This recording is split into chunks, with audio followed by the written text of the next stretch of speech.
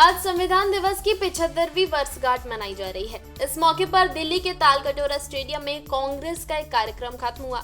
इस कार्यक्रम को लोकसभा में नेता विपक्ष राहुल गांधी ने संबोधित किया, लेकिन संबोधन के बीच में ही उनका माइक बंद हो गया और काफी देर तक बंद रहा। इसके बाद राहुल गांधी ने कहा कि जितना माइक बंद करना है कर लो, मैं फिर भी बोलूंगा। राहुल गांधी ने कहा कि संसद में दलितों की बात करने पर माइक बंद किया जाता है, लेकिन अगर आप माइक ऑफ करोगे तो भी मैं अपनी पूरी बात करके रहूंगा।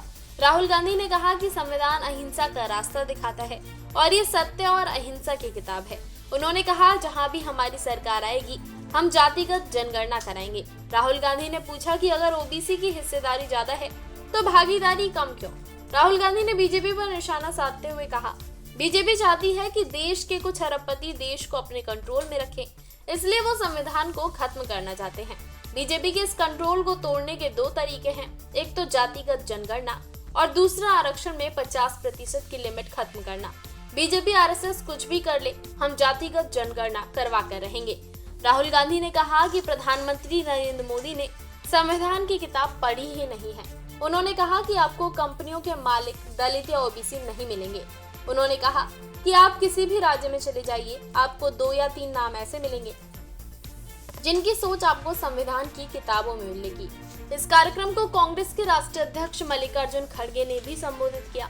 इस दौरान उन्होंने बड़ा ऐलान किया। मल्लिकार्जुन खड़गे ने कहा, हमको ईवीएम से चुनाव नहीं चाहिए, हम बैलेट पेपर से चुनाव लड़ना चाहते हैं। हमने जैसे भारत जोड़ो यात्रा निकाली थी, वैसे ही बैलेट पेपर से चुनाव के लिए एक देशव्यापी अभियान भी चलाएंगे।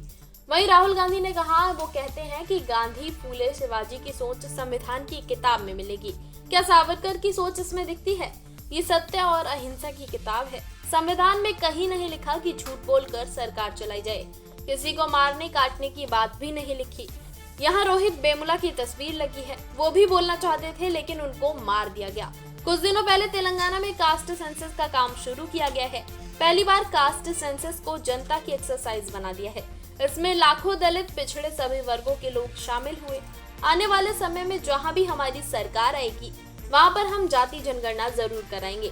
हिंदुस्तान में 15% दलित, 8% आदिवासी, 10% अल्पसंख्यक से जुड़ी जनसंख्या है, लेकिन पिछड़े वर्ग के कितने लोग इसमें शामिल हैं इसकी कोई जानकारी नहीं है।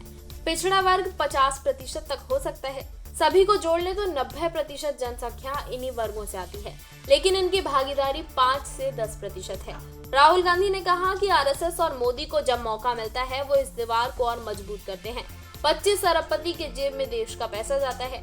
इन 25 में से एक दलित आदिवासी का नाम बता दो। लोकसभा में नेता विपक्ष ने कहा कि यूपीए में मनरेगा, भोजन का अधिकार दिया गया। हमने दीवार को कमजोर करने की कोशिश की। यूपीए सरकार को जितना करना चाहिए था उतना नहीं किया। मजबूती से हमने काम नहीं किया, लेकिन हमने दीवार तोड़ने की कोशिश की। अब तेलंगाना में सरकारी पॉलिसी जातीय डेटा के आधार पर बनेगा। हम जातीय जनगणना और आरक्षण को 50% से ज्यादा करने में लगे हैं। बीजेपी आरएसएस कुछ भी कर ले, जातीय जनगणना और 50% आरक्षण के बैरियर को खत्म करके रहेंगे। जातीय जनगणना को हम इसी लोकसभा में पास करा के रहेंगे। इसी के साथ इस खबर में फिलहाल इतना ही। ऐसी ही तमाम बड़ी अपडेट्स के लिए देखते रहें सौगंध टीवी। आप देख रहे हैं सौगंध टीवी। सौगंध वतन की।